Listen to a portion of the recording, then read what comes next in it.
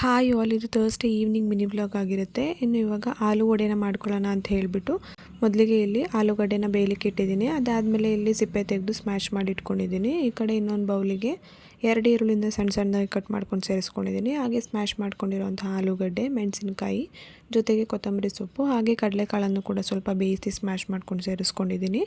ಜೊತೆಗೆ 2 ಸ್ಪೂನಷ್ಟು ಕಡಲೆ ಹಿಟ್ಟು, ಸ್ವಲ್ಪ ಶುಂಠಿ ಬೆಳ್ಳುಳ್ಳಿ ಪೇಸ್ಟು, ಸ್ವಲ್ಪ ಧನಿಯಾ ಪುಡಿ, ಹಾಗೆ ಒಂದು ಅರ್ಧ ಟೇಬಲ್ ಸ್ಪೂನಷ್ಟು ಗರಂ ಮಸಾಲ, ಹಾಗೆ 1 ಸ್ಪೂನಷ್ಟು ಕಾರ್ನ್ಫ್ಲೋರು, ಸ್ವಲ್ಪ ಉಪ್ಪನ್ನು ಕೂಡ ಸೇರಿಸ್ಕೊಂಡು ಚೆನ್ನಾಗಿ ಮಿಕ್ಸ್ ಮಾಡ್ಕೊಂಡಿದ್ದೀನಿ.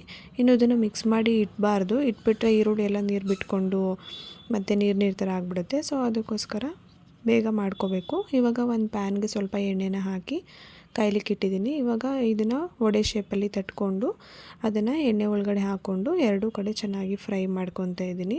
ಇವಾಗ ನೀವು ನೋಡ್ತಾ ಇರ್ಬೋದು ಎಷ್ಟು ಚೆನ್ನಾಗಿದೆ ಅಂತ. ನಿಮಗೇನಾದರೂ ಬೇಕು ಅಂದರೆ ಸ್ವಲ್ಪ ಸೋಡಾನು ಕೂಡ ಸೇರಿಸ್ಕೋಬೋದು. ಇನ್ನು 2 ಕಡೆ ಚೆನ್ನಾಗಿ ಫ್ರೈ ಮಾಡಿಕೊಂಡ್ರೆ ಈ ಆಲೂ ವಡೆ ರೆಡಿ ಆಗಿಬಿಡುತ್ತೆ. ಇನ್ನು ಇದಕ್ಕೆ ಜೊತೆಗೆ ಚಿತ್ರಾನ್ನ ಮಾಡ್ಕೊಳ್ಳೋಣ ಅಂತ ಹೇಳ್ಬಿಟ್ಟು ಮಾಡ್ತಾಯಿದ್ದೀನಿ.